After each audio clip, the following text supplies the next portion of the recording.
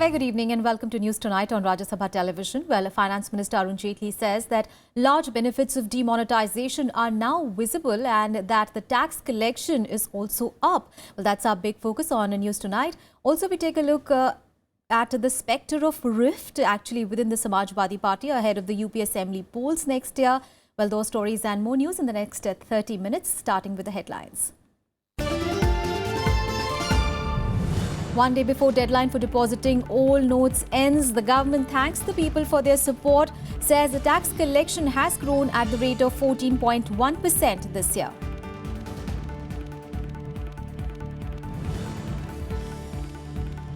Rift within the Samajwadi Party widens. Akhilesh Yadav expresses displeasure to his father and party supremo over his recommendations being ignored during ticket distribution.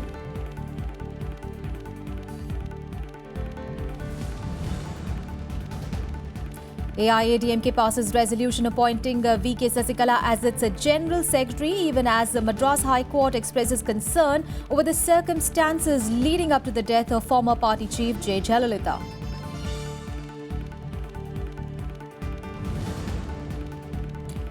President Pranab Mukherjee inaugurates the Indian History Congress in Kerala, says he's concerned about history being distorted, asks writers to stick to facts.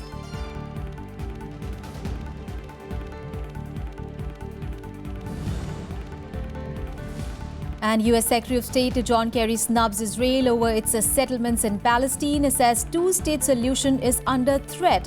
Israel a response calling speech biased, says it looks forward to working with Donald Trump.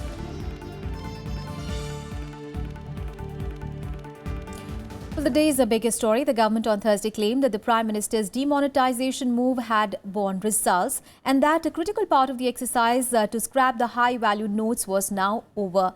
Well, Jaitley's remarks follow the Congress Party's announcement that it will launch a nationwide protest from 6th of January next year on the twin issues of note ban and corruption charges against Prime Minister Modi. We are extremely grateful to the people of India who have in very large measure supported this move. The remonetization has substantially advanced.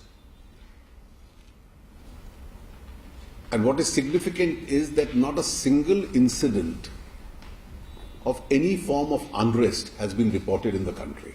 Finance Minister Arun Jaitley thanking Indians for their patience in making demonetization a success. Jaitley said the gross direct tax collection was now growing at a rate of 14.4% over last year. This growth rate was only 8.3% in the previous year. As the deadline to deposit old notes ends, senior ministers of the Modi government are out in full force to further the government's agenda. Arun Jaitley's interaction with the media followed another high-profile press conference by Union Ministers Piyush Goyal and Ravi Shankar Prasad. Amongst the currency which was in circulation on the 8th of November, a very large part has already been replaced and would continue to be replaced to the extent that the market requires that currency. More and more notes of rupees 500 are also being released into the market through the banking and the post office system. And therefore, we can now see a lot more currency coming into recirculation, which is enabling the banking system and the ATMs to further augment the supplies itself. जिस प्रकार से देश भर ने समर्थन दिया है, उसका हम भाजपा की तरफ से भारत की जनता का धन्यवाद करना चाहेंगे। डिमोनेटाइजेशन की जो सफलता है, ये सफलता सिर्फ सरकार की नहीं है, पूरे देश की सफलता है, पूरे देश की जनता की सफलता है। The government also plans to roll out a campaign to reach out to the masses over the demonetization move. The union minister's media interactions came after the Congress announced that it will launch a nationwide protest from January 6th. इस सारे मामले को लेकर नोटबंदी और प्रधानमंत्री जी के ऊपर जो भ्रष्टाचार के इल्जाम हैं, उनको लेकर एक देशव्यापी आंदोलन अब कांग्रेस पार्टी ने जनवरी माह में 3 चरणों में चलाने का निर्णय लिया है। और नोटबंदी से जो मुश्किलें उत्पन्न हुई हैं, उसको लेकर हमने कांग्रेस उपाध्यक्ष राहुल जी और कांग्रेस पार्टी ने 5 मांगे रखी हैं। झूठे बेबुनियाद आरोप लगाना आज के कांग्रेस की फितरत बन गया है। बहुत बेचैनी है क्योंकि नरेंद्र मोदी जी की सरकार ने देश को ईमानदारी से आगे बढ़ाने की एक बहुत बड़ी मुहिम ली है। बहुत दर्द हो रहा है उन्हें क्योंकि नरेंद्र मोदी जी की सारी रैलियां ऐतिहासिक हो रही हैं। The Congress and the BJP have been at loggerheads over demonetization since the announcement was made on November 8th. The government has defended its decision with numbers, even as it fights the Congress's allegations of corruption and misuse of power. Bureau Report, Rajya Sabha TV. And now an update on the rift within the Samajwadi Party. Well, Uttar Pradesh Chief Minister Akhilesh Yadav on Thursday met his father and Samajwadi Party Supremo Mulayam Singh Yadav amid the ongoing tussle over ticket distribution for the upcoming UP polls. Well, Akhilesh conveyed his displeasure over the names announced on Wednesday, asking the party chief to reconsider his decision. He also held a meeting with the ministers and leaders who have been denied tickets. On Wednesday, party chief Mulayam Singh had snubbed his son's choice of candidates, also refusing to project him as the next chief ministerial candidate. Just months before the UP Assembly polls, the rift in the Samajwadi Party seems to be widening. A day after his choices were snubbed for the list of candidates, UP Chief Minister Akhilesh Yadav conveyed his displeasure to the party Supremo Mulayam Singh over the choice of names. In a meeting at Mulayam Singh's residence in Lucknow, Akhilesh raised the issue of the omission of names recommended by him, including that of his close confidants. Akhilesh's rival and uncle Shivpal Yadav was also present in the meeting. लोग चाहते हैं जो सामंतवादी ताकतें हैं जो BJP के लोग हैं कहीं न कहीं दूर से घुसे हुए हैं और इतना गुमराह कर दिया नेताजी कोई मानने तैयार नहीं। तो इसलिए हम लोगों ने कहा और टिकट उन्हीं के काटे गए हैं जो लोग ये पारिवारिक जो झगड़ा चला उसमें जो मुख्यमंत्री जी के साथ थे उनके पूछ-पूछ के टिकट काटे गए। Earlier, the UP Chief Minister discussed the situation in a meeting with several ministers and party leaders, mostly those who were not given tickets. He had sent a list of candidates to his father a few days ago. But the list issued by Mulayam Singh on Wednesday did not include many candidates recommended by him. Mulayam also ruled out projecting him as the chief ministerial candidate. हमारे यहाँ कभी नहीं किया जाता और पार्टियों में किया जाता है तो वे धाराशायी हो जाते हैं। हमारी पार्टी में पहले कोई नहीं किया जाता है और जब विधानमंडल दल की बैठक होती है तब तक हो जाता है। पहले भी हमने नहीं किया, हमने कभी नहीं किया। हाँ, हमारे नाम पर एक बार जनरल फैसला ने जरूर कर दिया। The opposition has, however, called the family feud a drama which is being staged to hide the failures of the government. Mulayam Singh का जो युद्ध है चचा भतीजे और भाई भाई ये सब मिलके उत्तर प्रदेश को तबाह कर देगा, इसलिए उत्तर प्रदेश के लोगों को इनसे सावधान और सचेत रहना चाहिए। तो प्रदेश के लोग इन विफलताएं जो हैं अखिलेश की इनसे मुक्ति चाहते हैं और कोर मुद्दा जो मुख्य मुद्दा है वो ये है कि जो वादा खिलाफी अखिलेश यादव जी ने उत्तर प्रदेश की जनता के साथ की है तो अब वो टिकट किसको देते हैं किसको नहीं देते हैं ये उनके घर का मसला है, लेकिन उत्तर प्रदेश के चुनाव के जो मुद्दे हैं और जो उन्होंने आश्वासन दिए थे प्रदेश को उसमें पूरी तरह से The factional feud in the Samajwadi Party came in open again after Mulayam Singh Yadav declared candidates for 325 of the 403 assembly seats on Wednesday. Around 43 sitting MLAs, including 3 ministers, have not been given a ticket yet, giving a big blow to the supporters of the Uttar Pradesh Chief Minister. Bureau Report, Rajya Sabha TV. News from down south now. Well, the Madras High Court on Thursday expressed deep concern over late Tamil Nadu Chief Minister J. Jayalalitha's demise and said the truth must come out. Well, the court was hearing a PIL seeking a probe by an inquiry commission or a fact-finding committee into Jaya's death. However, the ruling AIADMK has denied any mystery surrounding her death. Weeks after the demise of former Tamil Nadu Chief Minister J. Jayalalitha, the Madras High Court on Thursday raised doubts over the circumstances of her mysterious death. The court observed that the state government has failed to clear the doubts even after her death. It also asked several questions as to why Jayalalitha's body cannot be exhumed. The court was hearing a public interest litigation seeking the appointment of a judicial commission to probe into the death of the former AIADMK chief. The petition was filed by P.A. Joseph, an AIADMK worker. In response, the ruling AIADMK said that it had nothing to hide and everything is above board. Here also there are some mysterious circumstances, there are contradictions in the statements, and also the happenings happened on 4th and 5th. So all those things needs a judicial probe. For that purpose, taking a cue from the Calcutta High Court judgment, we have filed this. There's nothing wrong in it. It's everything plain, everything clean. 3 days before, Honorable Central Minister Mr. Venkaiah Naidu for a Tamil channel, Tandi channel, he gave a clear statement. He was telling very clearly all the medical treatment was done properly. Every day I used to ask the Apollo Hospital. Every day I used to give the report to the Honorable Prime Minister. The bench also issued notices to Prime Minister Narendra Modi, state and central governments for not revealing any information on her death. It has now posted the matter for further hearing on January 9th. Jayalalitha died on December 5th after over 2 months in Apollo Hospital. She was buried at the MGR Memorial on Marina Beach on December 6th. Bureau Report, Rajya Sabha TV. Well, more news from the party's camp. VK Sasikala, the closest of late J. Jayalalitha, accepted the resolution to be the AIADMK General Secretary on Thursday. Well, earlier the top decision-making body of the party passed a unanimous resolution to work under the leadership of Sasikala Natarajan. Well, the decision was taken in the party's general body meeting. Sasikala will formally take over as AIADMK General Secretary on 2nd of January 2017.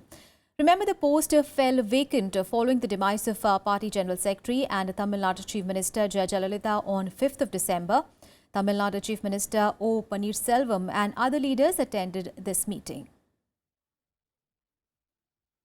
We want somebody in that place who knows Amma very well, who knows Amma's views very well, who was with Amma for a long time. We requested Chinnamma because the problem is if somebody else comes, everyone may not accept. Some may have some opinions. But when Chinnamma comes, everybody will say yes. All are united for that. So we requested her. We are so thankful to her. We are so happy that she said yes. On to some other news now. Well, President Pranab Mukherjee has expressed concerns over historians who tend to distort history, advising writers that they should maintain the authenticity of facts. He said this after inaugurating the 77th Indian History Congress in Kerala.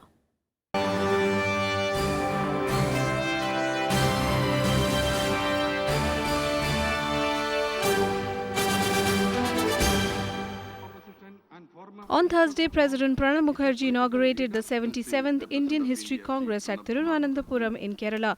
During his speech, he stressed on the importance history has in managing the diversity of a country like India.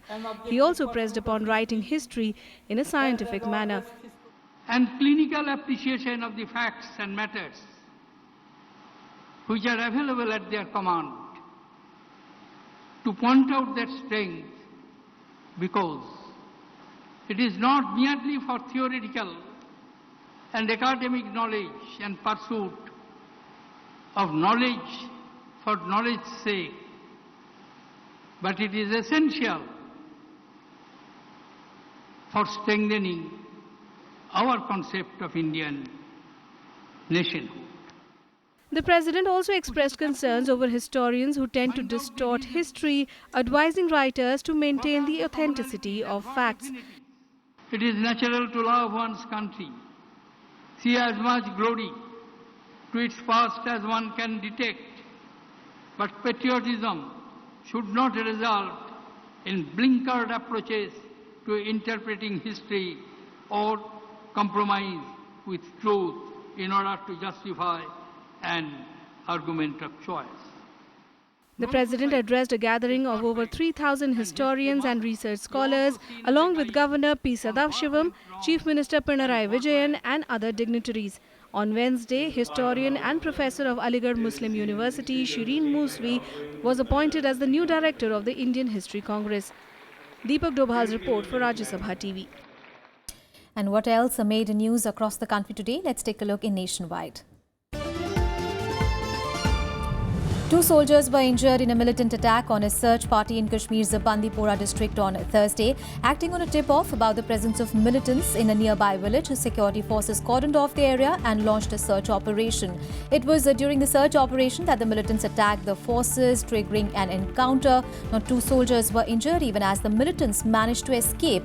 The injured Jawans were sent to an army hospital for treatment. The Bombay High Court on a Thursday rejected the plea of 1993 Mumbai serial blast convict Rubina Memon seeking her release on furlough. The bench said the court is not inclined to release the petitioner on furlough as she had been convicted by a Tada court for her involvement in terrorist activities. Rubina was sentenced to life imprisonment along with the 3 other family members by a Mumbai Tada court in 2006, while her husband Suleiman was acquitted due to lack of evidence. 5 coaches of a local train derailed in Thane district of Western Maharashtra in the early hours of Thursday. However, no casualties were reported. Coaches of the Kurla Ambarnath train came off the tracks near the Thane junction. A preliminary investigation suggests that the train derailed due to a rail fracture. Train services along the route were temporarily suspended.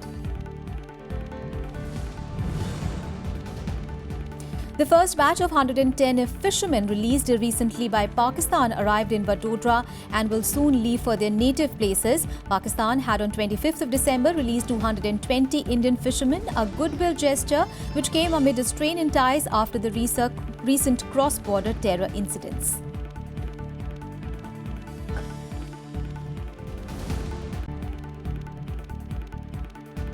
In News Tonight, we'll take a very short break. We'll be back with lots more. Stay with us.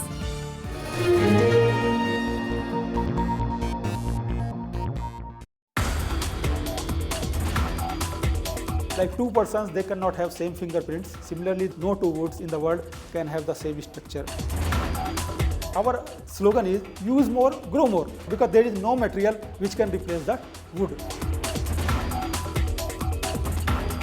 Latest work which the institute has done is wood polymer composites. Our purpose is to replace that plastic or reduce the use of plastic.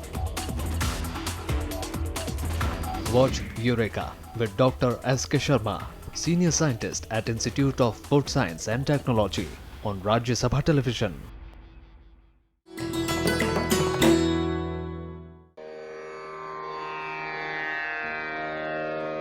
The sacred relics of Buddha were unearthed in Piprava in Uttar Pradesh. Buddhist monks from all over the world visit the National Museum to pay their respects. These charred bone fragments of Buddha are housed in the gold canopy gifted by the royal family of Thailand.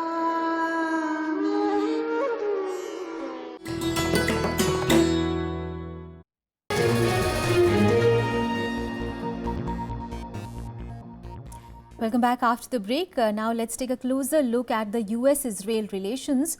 Well, the ties between the two nations are at an all-time low, with the US Secretary of State John Kerry criticizing Israel on its settlements built in Palestine. Now, he rebuked both the states, saying that this was hurting chances of a two-state solution.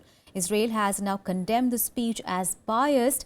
However, US President-elect Donald Trump has indicated a break from long-standing US policies towards the conflict, a suggestion welcomed by Israel. Despite our best efforts over the years, the two-state solution is now in serious jeopardy. The truth is that trends on the ground, violence, terrorism, incitement, settlement expansion, and the seemingly endless occupation. The United States once again issuing a stern rebuke over Israeli settlements in Palestine. U.S. Secretary of State John Kerry lamented the breaking of the status quo in Israel and Palestinian territories, saying a two-state solution looks in serious jeopardy. He also defended the U.S.'s decision last week to abstain and not veto a UN resolution condemning Israeli settlements in the West Bank and East Jerusalem. And if we had vetoed this resolution just the other day, the United States would have been giving license to further unfettered settlement construction that we fundamentally oppose. So we reject the criticism that this vote abandons Israel. However, Israeli Prime Minister Benjamin Netanyahu was quick to respond, deriding Kerry's speech as skewed against Israel. Netanyahu also signaled his support for the incoming Trump administration. In a speech ostensibly about peace between Israelis and Palestinians, Secretary Kerry paid lip service to the unremitting campaign of terrorism that has been waged by the Palestinians against the Jewish state for nearly a century. What he did was to spend most of his speech blaming Israel for the lack of peace. Kerry's speech once again highlights the differences between the outgoing Obama administration and the incoming Trump administration. Ahead of Kerry's speech, President-elect Donald Trump had indicated his support to Israel, tweeting he would not allow the country to be treated with disdain and disrespect. He further urged Israel to stay strong until he assumed office next month. Israel's been treated very, very unfairly by a lot of different people. You look at resolutions in the United Nations, you take a look at what's happened. They're up for 20 reprimands, and other nations that are horrible places that treat people horribly haven't even been reprimanded. So there's something going on, and I think it's very unfair to Israel. The issue of Jewish settlements is one of the most contentious between Israel and the Palestinians, who see them as an obstacle to peace and the creation of a viable Palestinian state. More than 5 lakh Jews live in settlements built since Israel's 1967 occupation of the West Bank and East Jerusalem. The settlements are considered illegal under international law, though Israel disputes this. Bureau Report, Rajya Sabha TV. Ceasefire has been, in fact, accepted in a Syrian conflict because the army there has said it would halt all the military operations from midnight under a deal brokered by Russia and Turkey. The opposition National Coalition has also announced its support for the agreement. Well, Russia's President Vladimir Putin announced the deal, saying the Syrian regime and the main forces of the armed opposition had signed on. Well, the Syrian army added that the halt excluded combat against the Islamic State group and a former Al-Qaeda affiliate. Well, key rebel groups, including the powerful Ahrar al-Sham and the Army of Islam factions, are also believed to have signed this ceasefire deal, although there is no confirmation of this yet. Well, the agreement comes after Syrian government recaptured Aleppo from rebels in the worst blow to the opposition forces since the war began. The ceasefire will be the first nationwide halt in fighting since a week-long truce from September 12th to 19th that collapsed after several incidents of violence. Подписаны 3 документа. Первый документ между сирийским правительством и вооруженной оппозицией о прекращении огня на территории Сирийской Арабской Республики. Второй документ – это комплекс мер по контролю за режимом прекращения огня. И третий документ – заявление о готовности к началу мирных переговоров по сирийскому урегулированию. And let's get you some more international news. Here is the Global Buzz. The Australian police ended a 2.5-year drug investigation on 25th of December, by bursting a cartel and seizing 500 kilograms of cocaine in Sydney. The police said that it was Australia's largest ever haul from a single carter. The investigation was a joint effort between Australian Federal Police, the New South Wales Police and Australia's Border Force. 33 people were injured in a bomb blast during an amateur boxing match in central Philippines on Thursday. According to police, an 81mm mortar round was detonated remotely by cell phone during the match outside a shopping mall on Wednesday. This is the second attack in a public place by unknown perpetrators in less than a week. Nobody has claimed responsibility for the blast. Philippines President Rodrigo Duterte has threatened to throw corrupt officials out of a helicopter mid-air, saying that he has done it before. Duterte was addressing people in Tagalog about his campaign against drugs and corruption. He was visiting areas of the province in the northern island of Luzon that were recently affected by the deadly typhoon Nocturne.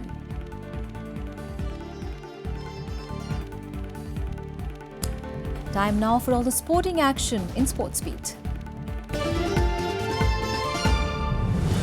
Former women's world #1 Serbian tennis player Ana Ivanovic has announced her retirement from tennis at the age of 29. The 2008 French Open champion has been out with injury since the month of August, and she dropped to 63 in the world rankings, having won just 15 matches in this year. Ivanovic was world #1 in 2008 for 12 weeks and won 15 career singles titles. Australian cricket captain Stephen Smith notched his 17th Test century as the hosts took a 22-run lead at stumps on day 4 of the second Test at Melbourne. Australia surpassed Pakistan's first innings score of 443 as they ended another rain-affected day on 465 for 6. Earlier, Usman Khawaja fell 3 runs short of a century. Tottenham maintained their challenge for a Champions League spot with a 4-1 victory over 10-man Southampton. Dele Alli scored twice in Tottenham's victory as they closed in the gap on the 4th-placed Arsenal to just 1 point.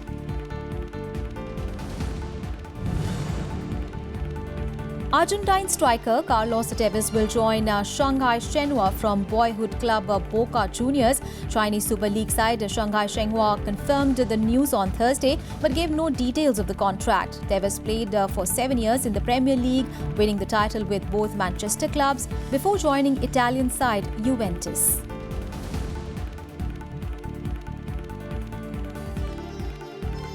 Well, that's it from me and my team in this edition of News Tonight. Thanks for watching. Good night.